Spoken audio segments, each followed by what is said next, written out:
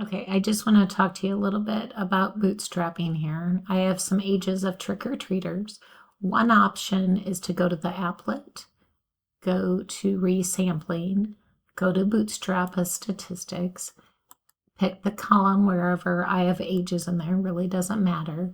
I want the mean, and I'm going to leave everything as is. Sometimes you might use a fixed seed if they give that to you, and then it is going to give me the applet. And so I'm going to hit, say, 1,000 times. And then I'm going to hit 1,000 again. So I have 2,000. And what it's redoing is samples of that same size over and over. If it wants the mean, I can on the left side scroll up to the data. And the very first run, it gives me the 7 numbers that were chosen randomly. And it shows me the mean. Okay.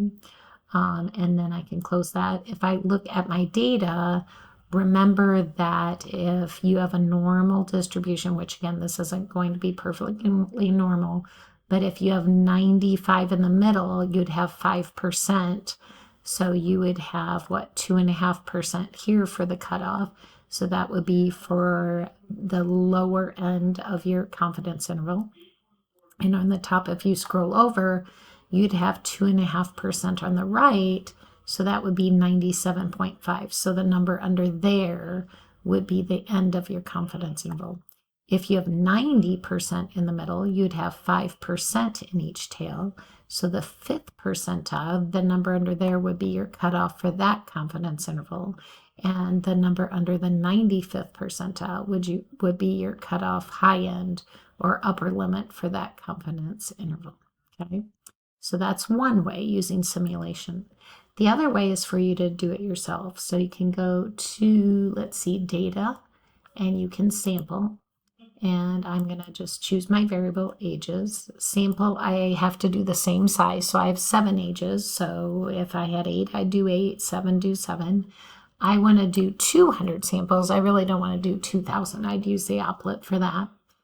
And then underneath, you have to click some buttons. So save with replacement, stacked with sample ID, and then let's see, open in a new data table. Sorry, I'm going to hit compute. So I have my data on the left in one column, and next to it, it's the name. So everything that has 11111 is my first sample. So I need to get it to find the mean of all of those. So I'm going to go to stat, and I'm going to go to summary stat, and I'm going to pick columns, and I'm going to pick the sample ages, and I'm going to group them by sample, which are the numbers they're assigned. I'm going to choose the mean. Right now, I'm going to ignore this, but hit store in a data table. I'm going to hit compute, and it's going to ask me, is this okay? And I'm going to hit cancel. And when I do that, it is going to give me a column of the means. Now, on your homework, if it just asks you for the mean of the first sample, it's right there. If they want the mean of the 20th sample, go down to the 20th sample and find the mean, okay? But this is kind of like Inception. We want the mean of means. So I'm going to go back again to stat, summary stat. I'm going to pick a column again. I'm going to choose the one called means, and I am going to find the mean of the means. And this is where you're going to enter the percentile. If you want a 95th percentile, then you'd have 2.5% on the tail. So that's your 2.5%. You'd have 2.5 on the other tail, but the percentile would be the 97.5.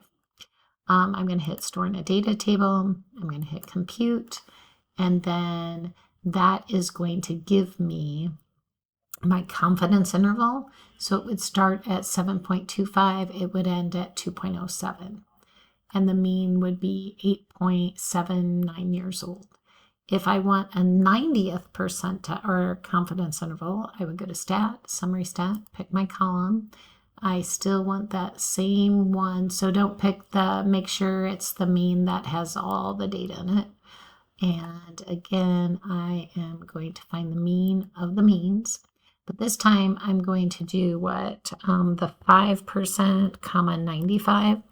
That would be a 90th confidence interval because you'd have 5 in each tail. Store in a data table.